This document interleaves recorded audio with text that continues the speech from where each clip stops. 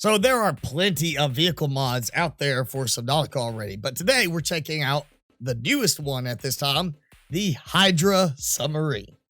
But first up, as it says on Nexus Mods, this mod will only work for Subnautica 2.0 and above. So if you are one of those people that's been hanging on to legacy version because you got some older mods that you like and you don't want to give them up, unfortunately you will if you want to try out the Hydra. Next, you want to make sure you have at least Nautilus pre.33, which at the time of making this video is the current version of Nautilus.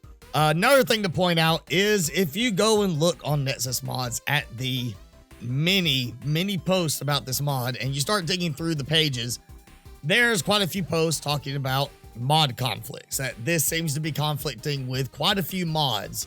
And while I myself have not been able to determine any singular mod that's been a conflict, I could not get this to work reliably without stripping all of my mods down to just like the bare essentials. Now, unfortunately, it does say from the creators that they're not going to work on trying to patch things to work with the other mods. They're just going to focus on the mod itself. This means you may run into some issues using this with a mod that you really like. Now, the Hydra is meant to be used with the Call of the Void mod whenever that becomes publicly available. But for now, we can't play around with this. And as you can see, the cost is really not that bad. Obviously, the Ion Cube does make it a little bit later of a game item if you are unwilling to sacrifice some of your earlier Ion Cubes that you find. So once you got the sub working and actually fully spawned in the game, whether you use a command or you actually craft it, you're going to enter it from the side. Now, this actually has two ways in and out, so you can go from either side, which is kind of nice since it is a side access door. Now, when you come in, you are going to have only access to one main room, which is, of course, where you have your pilot seat. You have your controls for the lighting, floodlights, just like we normally do. We have this interesting little screen here. Now, it does show stats on the side, like your current depth, your crush depth limit, what biome you're in, oxygen drain, energy drain, and it's got a basic button here, so I'm assuming when they add more features we'll get advanced. It also has options for clicking extra little menus, but they are all currently disabled, so hopefully that is a future improvement coming soon. And on the other side, we have 4 power cells easily accessible right here inside. Now, for me, the most interesting feature of this sub is the fact it includes an elevator. So you have a down elevator, nice little animation, drops us down, about the same amount of time as climbing the ladder in the Cyclops, and we have 6 storage spots.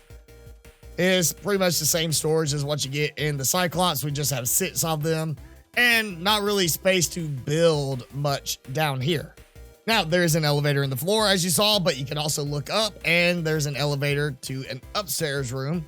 Now, this is where I find the animation very interesting, but it does kind of add a little delay in the gameplay, waiting for that, to lift you up. So I wish that could be a toggle on and off in the mod options, but right now there's no mod options. So devs, if you're listening, please add that in the mod options to be able to disable the elevator animations if the player wants. Now, while you're up here, if you look just above the elevator, we do have an open bed. When you step back, got this nice little slide out bed. And at the moment, it doesn't give you a targeting thing on it. So I'm assuming that's something dealing with the whole slide out animation. But then you can click close bed, it goes away. You got a nice view up here. And then, of course, elevator, ride it back down. And now it's time to take this for a spin. Now, just like the Cyclops, you need to turn the engine on. And after you do this, we're going to get a nice little intro cinematic thing talking to you about everything. You can press X to skip through it. You see we have our controls and they're a little different. We actually have numbered controls that we can quick trigger by hitting like 2. I can increase the speed.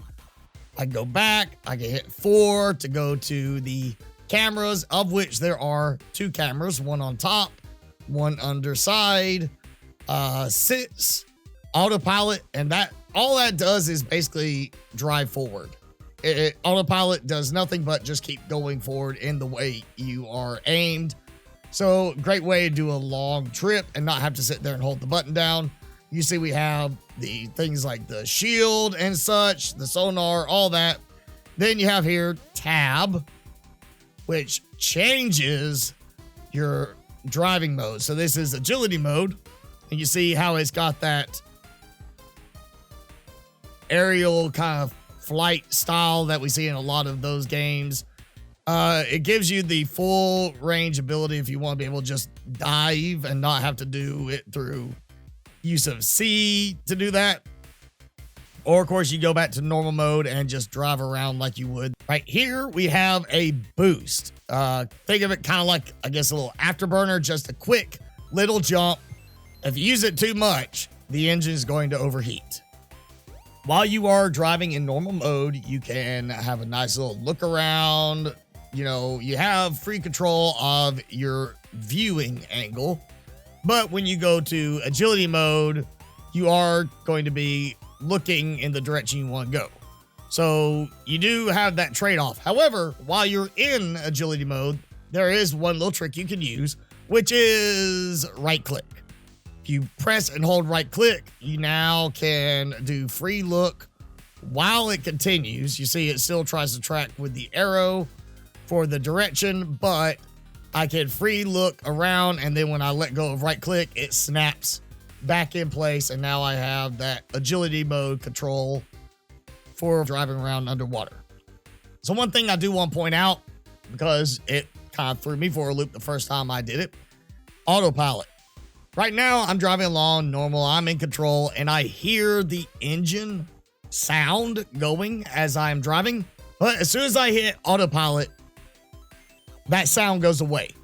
I'm still moving, as you can see, but I don't hear the engine sound anymore. So don't be alarmed. It is working. You are driving still forward. You can see you're driving forward. You're just not going to hear that sound in the autopilot. Now, as it stands right now, I cannot find any place on this sub to install modules. I've been all over the outside, the inside. I cannot find any place where it says install modules. So I'm trusting that's either something that's going to be added maybe like on this side, or is going to be one of the menu options over here that we get later when they go and make some of those upgrades to it.